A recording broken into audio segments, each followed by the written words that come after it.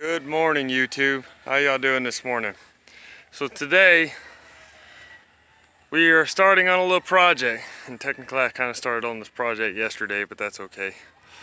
We're starting a little project. Today I'm going to be doing the rest of the work to it, but I got something new to show you guys, so come check this out.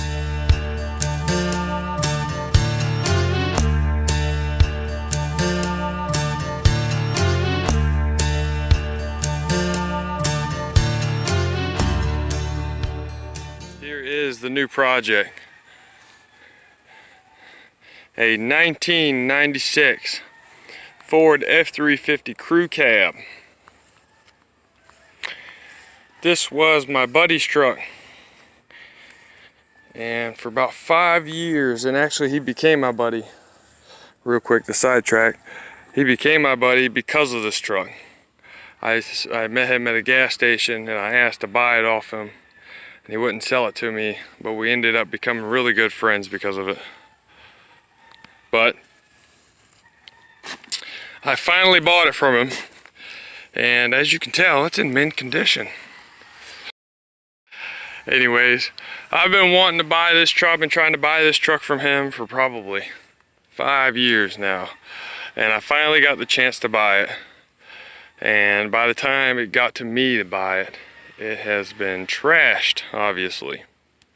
It has not been taken care of very well, at least body-wise. From what I've gotten into the motor is actually in pretty good shape. I guesstimate that there is a little over 300,000 miles on this truck, and from what I've gotten into so far, the motor actually looks pretty good shape. My buddy's not known for taking care of bodies very well, but he does take care of the motor very well in all the vehicles that he owns. So the motor is actually in decent shape on this. Mechanically it is sound. Body-wise, it looks like crap. So when I met him and I saw this truck 5 years ago, roughly about 5 years ago,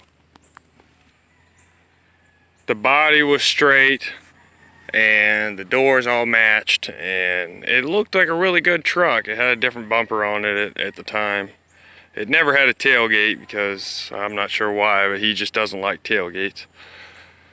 So it was a pretty good truck then, and over time he's kind of destroyed it. In fact, actually the first night I met him, that dent that's right there on the bed, and this door, this wasn't the original door, but the original door that was on there, he put a dent in both of those the night I met him. And this is a 7.3 Powerstroke diesel, by the way, with an E40D transmission behind it.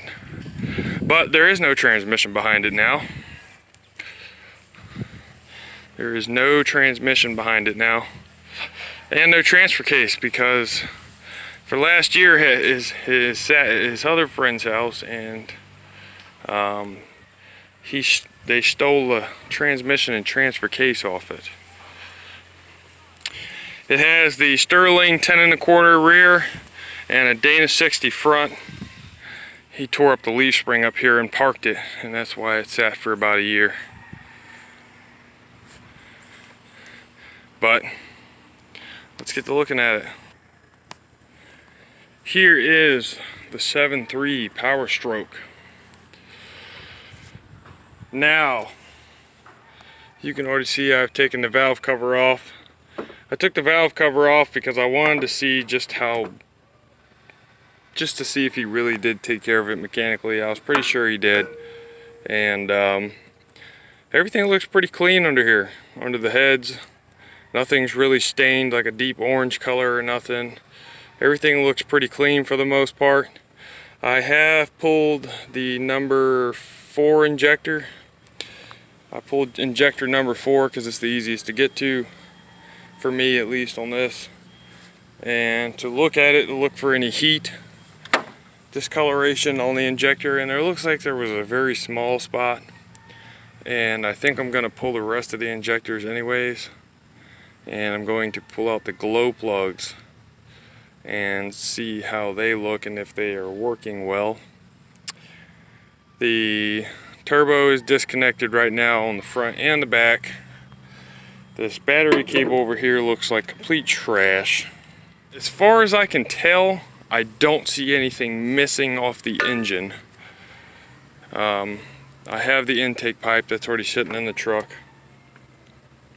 I was working on this last night with my other buddy. We were sitting here screwing around with it. But as far as I can tell, there isn't anything missing on the motor. Everything looks to seem to be there. All the fuses look good under here. There are no fuses in the cab. The people stole all the fuses out of the cab too. Like I said, there is no transmission, but it originally had the E4OD. And I have no idea which transfer case it had behind it. But we'll look in the cab here. So now you have the typical Ford roll on the door.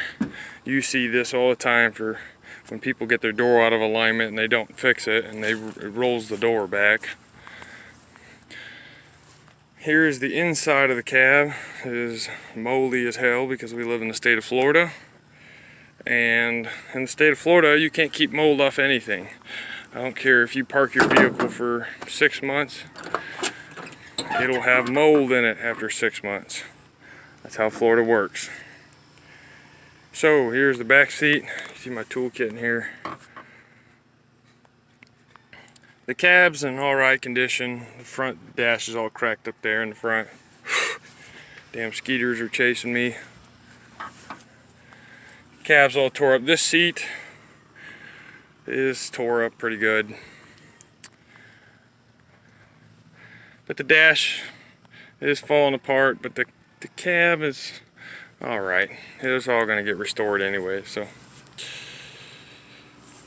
There are supposedly brand new upper and lower ball joints that have been put into this thing. Supposedly a brand new injectors. These injectors are supposedly brand new.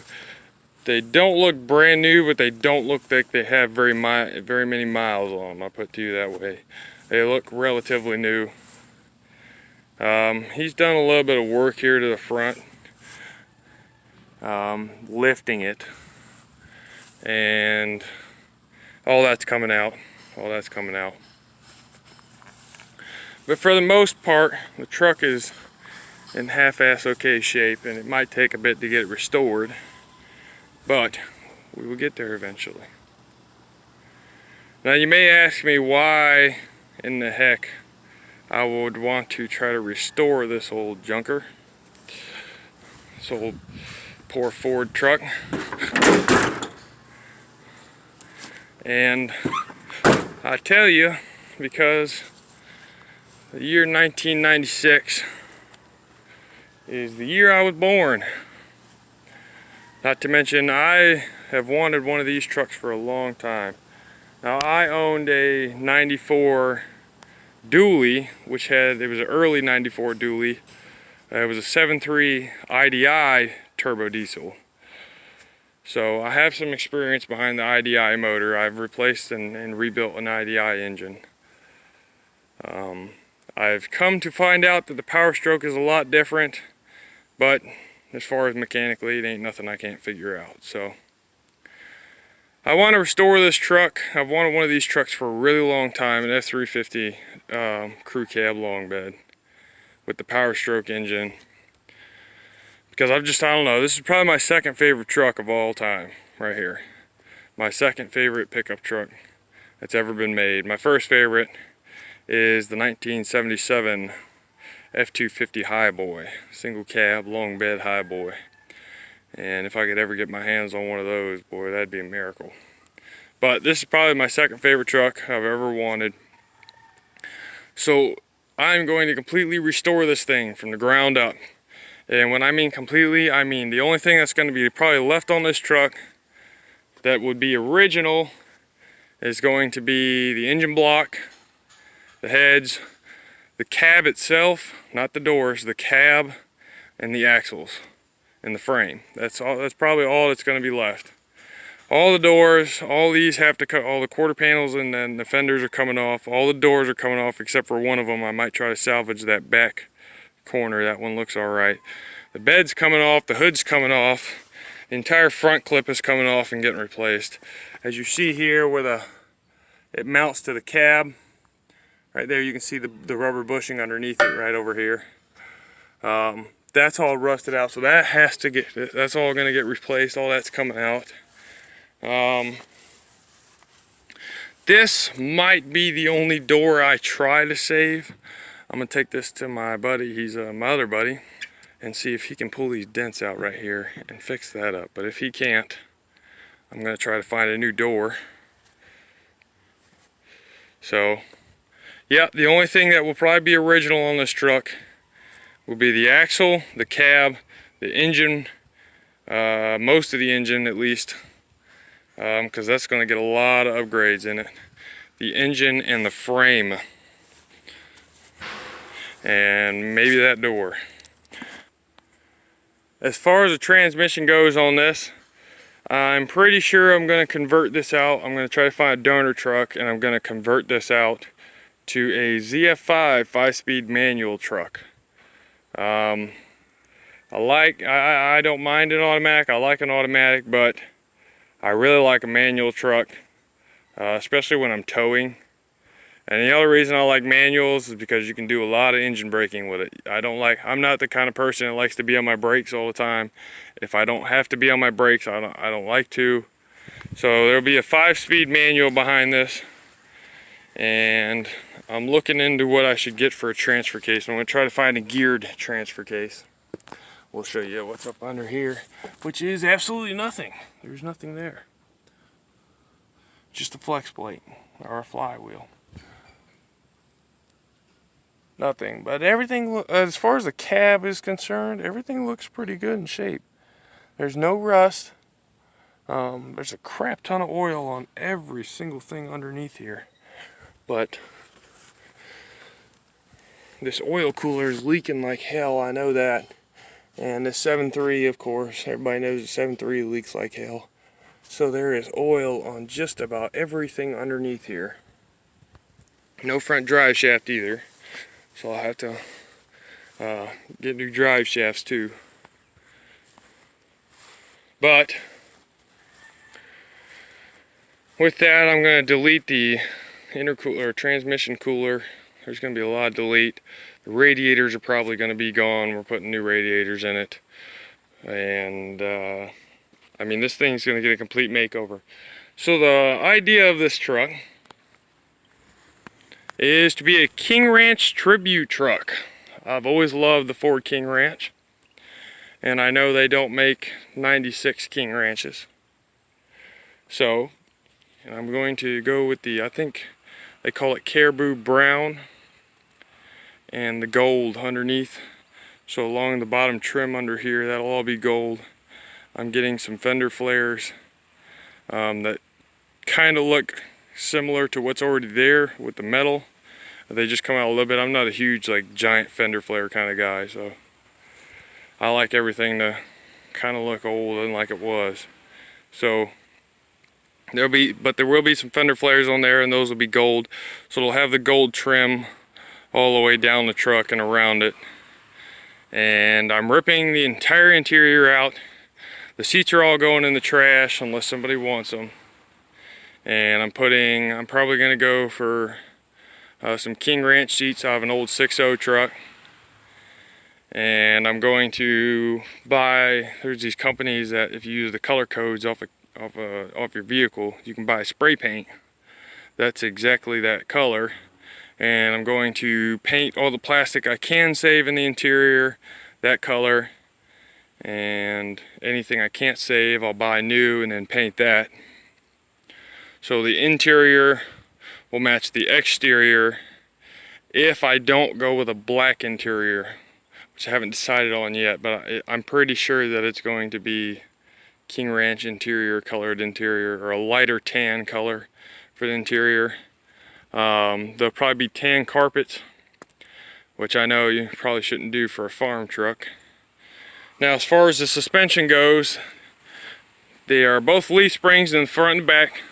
Suspensions are getting, or the leaf springs are getting thrown away. We're throwing away the leaf springs. And we're throwing away the old shackles and everything that's underneath there. The old shock mounts, everything, all that's going in the trash. And we're going to be putting a reverse shackle lift kit. Or it's not a lift kit, but it's a reverse shackle kit. Which, if you know anything about leaf springs and kind of mechanical engineering in general, these Ford trucks are built like crap in the front end. That's your solid mounting point back there with your leaf spring, okay? That does not move. This is the part that swings and moves to adjust for when your truck goes up or down and your leaf spring flexes, okay?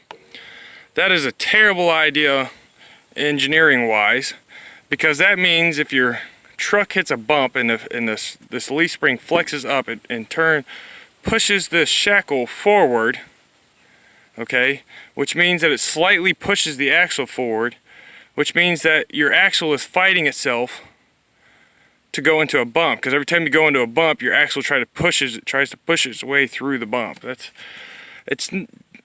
It works, but it's not a very comfortable ride at all. Plus the frames are known to crack right around here somewhere. The frames are known to crack because of this. It's not very stable, it's not very sturdy. It's kind of an engineering disaster, if you ask me. So this reverse shackle lift relocates everything so it's solid in the front and runs everything to the back, and it uses newer Super Duty springs off a newer, I think it's a 2009 Ford Super Duty.